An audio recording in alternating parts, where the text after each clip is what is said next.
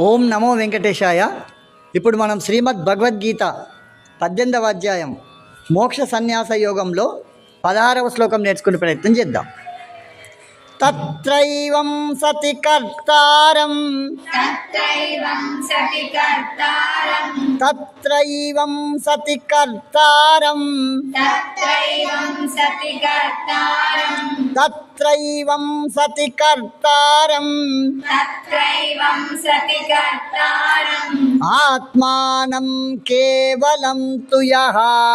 ఆత్మానం కేవలం తుయః ఆత్మానం కేవలం తుయః ఆత్మానం కేవలం త్వయః ఆత్మానం కేవలం త్వయః ఆత్మానం కేవలం త్వయః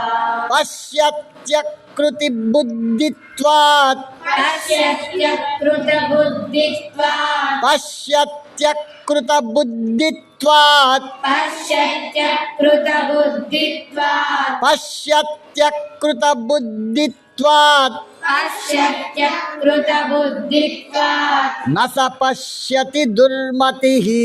న స పశ్యతి దుర్మతిః న స పశ్యతి దుర్మతిః న స పశ్యతి దుర్మతిః న స పశ్యతి దుర్మతిః న స పశ్యతి దుర్మతిః తత్రైవం సతి కర్తారం తత్రైవం సతి కర్తారం తత్రైవం సతి కర్తారం తత్రైవం సతి కర్తారం ఆత్మానం కేవలం తుయః ఆత్మానం కేవలం తుయః ఆత్మానం కేవలం తుయః ఆత్మానం కేవలం తుయః పశ్యత్యకృత బుద్ధిత్వాత్ పశ్యత్యకృత బుద్ధిత్వాత్ పశ్యత్యకృత బుద్ధిత్వాత్ పశ్యత్యకృత బుద్ధిత్వాత్ న స పశ్యతి దుర్మతిః న స పశ్యతి దుర్మతిః న స పశ్యతి దుర్మతిః న స పశ్యతి దుర్మతిః తత్రైవం సతి కర్తారం ఆత్మానం కేవలం తుయః తత్రైవం సతి కర్తారం ఆత్మానం కేవలం తుయః తత్రైవం సతి కర్తారం ఆత్మానం కేవలం తుయః తత్రైవం సతి కర్తారం ఆత్మానం కేవలం తుయః పశ్యత్యకృత బుద్ధిత్వాత్ న స పశ్యతి దుర్మతిః పశ్యత్యకృత బుద్ధిత్వాత్ న స పశ్యతి దుర్మతిః